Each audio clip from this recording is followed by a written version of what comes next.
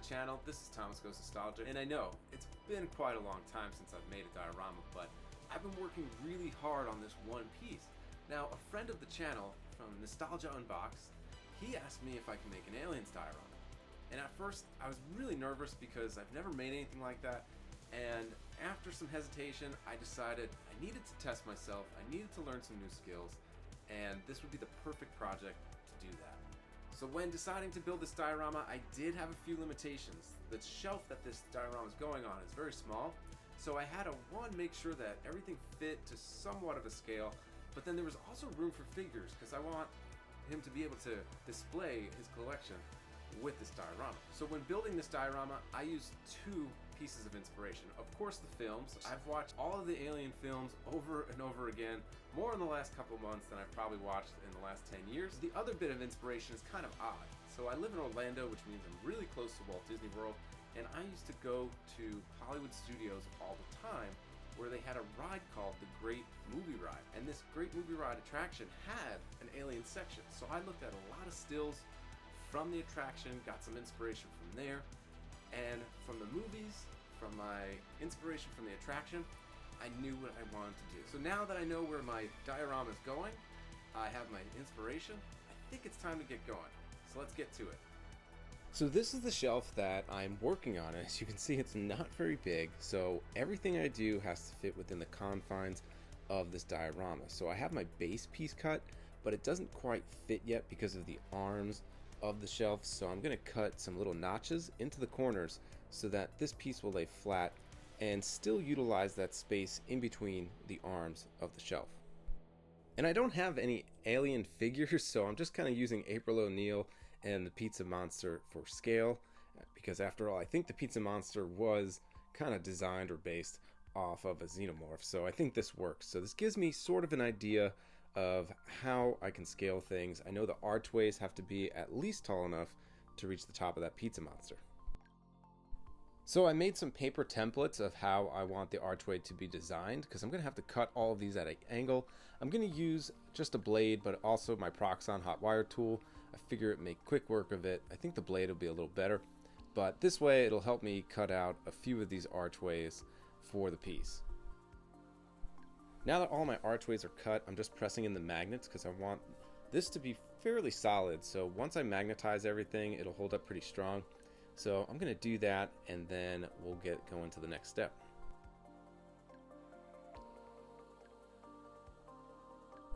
Now once I Dremel all the holes for the magnets, I'm just going to use some hot glue and let that sit. I want to make sure that the columns are fairly strong once I start building more onto this diorama, because they are going to be load bearing to an extent.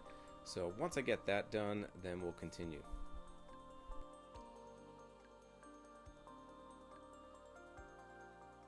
And the back archway is just one piece of 1-inch foam, but for the front I'm using a combination of 3 pieces of 1/2-inch foam because I want it to be a layer, and then I kind of want that middle section to be the door that's kind of open. So I'm just gluing these pieces together, just making sure I'm spreading the PVA glue and then dabbing hot glue so it attaches a little quicker. This way it'll make it a little solid. Now for all the great work on this piece, I'm using this fish tank part. So I think this is meant for the bottom of a fish tank, but once it's cut and spray painted, this will be perfect for that kind of spaceship flooring and wall that we need. Now, just showing some trial and error, I tried multiple tools to cut this. I tried both versions of my hot wire hand tool. I tried a Dremel, which worked, but it was really unsteady. I had to go ahead and sand all the edges. In the end, I just used a little handsaw and some wire clippers. That seemed to work the best. So the easiest method sometimes is better than sometimes the more difficult. But all of the pieces are cut, so you're kind of getting an idea of how everything is going to unfold.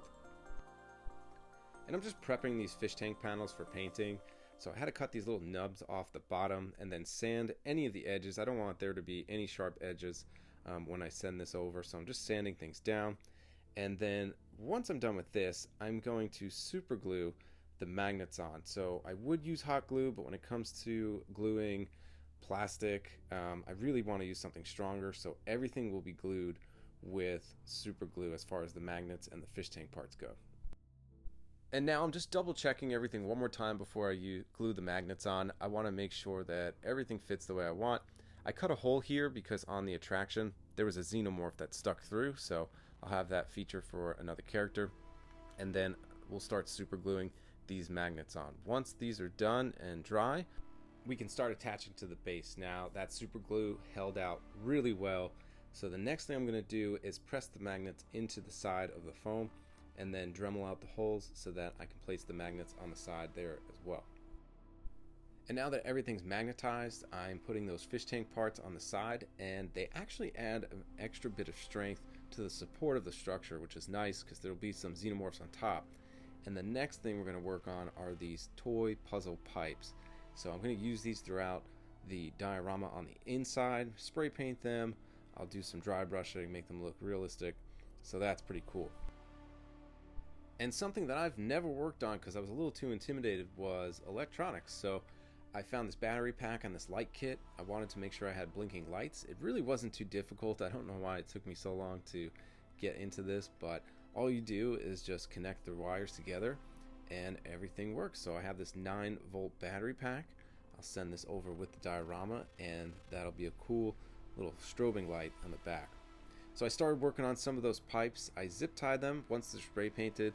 You won't be able to see the zip ties, which is pretty cool, but just shaping them out and cutting them. I found the best way to cut them again was with that saw, and I got everything cut and attached, and then we can spray paint.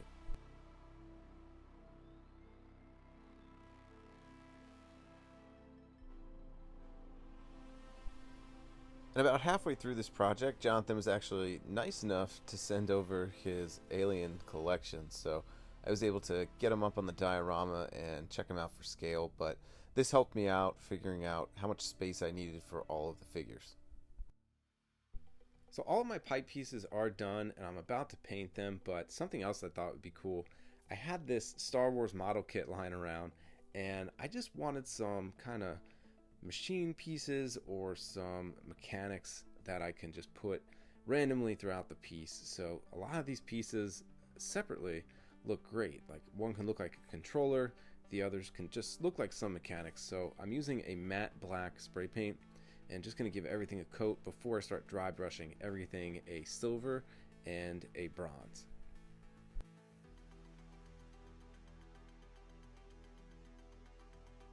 And while I let that dry, I've been messing with the electronics. I'm going to use this nasal spray cap as the bulb, so I'll kind of make a hole for that to go into. I dry brushed all the grates red because in the movie you can't really tell that they're red, but from the stills I looked at from the attraction, they do have a red tint. So these are the two pieces that are going to go on top, and I'll just show you how I dry brushed them.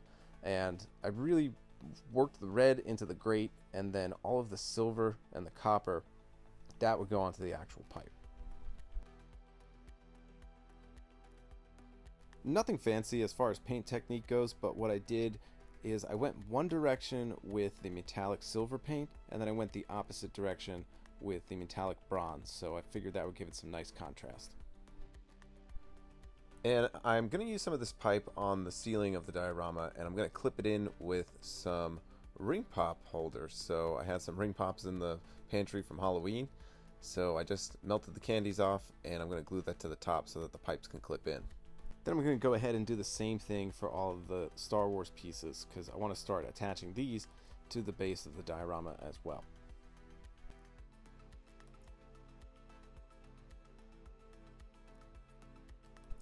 Now I started painting some of the foam, and I wanted to give it a clean white paint because this is all going to get a black wash at the end. And then I started working on the side panels. So I cut a hole in the roof because I want a xenomorph to come through there. And then I used some paper templates because I'm going to start making the side panels for the outer layer of the diorama. So I used my Proxxon to cut these really thin pieces of foam. And based on some of the pictures from the attraction, I'm going to start making those panels. So you can see with this first piece cut, I have the shape I want. Then I'm going to use this corrugated cardboard on the side just to add some extra depth to it. And once it's glued, it really does look cool. So I'm just going to finish off these pieces, and then we'll start painting these as well. So I'm done with all the paneling, although I do need to do the back wall. I wasn't going to do it, but I really want this diorama to be a 360 display, so I'll do that. Just putting everything together. I didn't show how I did the back wall, but I just carved the design that I had from the attraction. So that looks pretty cool. The light is all set, and this is how it will all connect. So I just got to finish up those back panels, and then we can start really putting some black wash and bringing this to life. So I'm going to start gluing these model pieces on, but I also have these logos from the movie that were on board the ship of the Nostromo. So these will get glued in certain places, and then that'll give it some of that extra detail. So just showing how I glued the flat pieces onto the back panel. Since this was kind of an afterthought, I just want to make sure that the glue is spread throughout all of the base of the flat panels, and then I'll be able to do it. So I did this back panel to make it look like a closed door or an airlock for the ship. So once this is done and painted, we'll get the black wash going. And adding this final detail of the stitching panel just to make it look like a grate.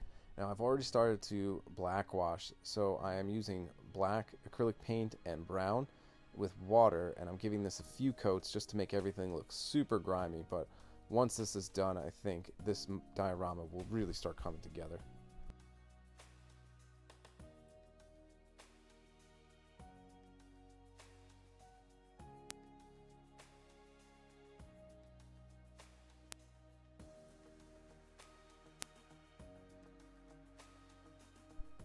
So at this point, the electronics are set up, all of those model pieces are glued on, the back panels are done. I'm just going to do some cleanup painting, and once I'm done with that, this is ready for display.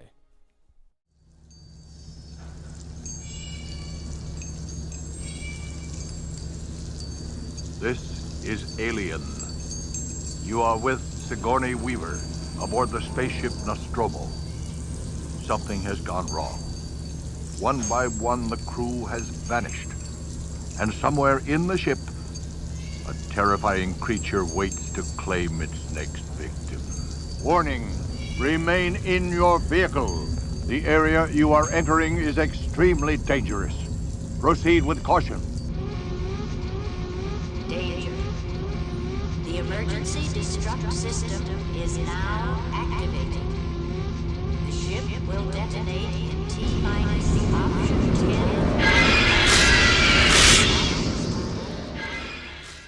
And here it is, folks. This is my Alien diorama inspired not only by the film, but the now defunct Walt Disney World attraction, The Great Movie Ride. I just want to thank Jonathan from Nostalgia Unbox for having the faith in me to actually build this. I didn't think I could do it when you first asked me, but I pushed myself, and I'm really happy with the end result. So I hope you are too.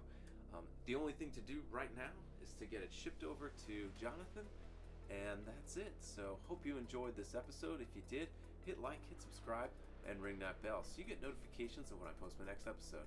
Until then, we'll catch you next time.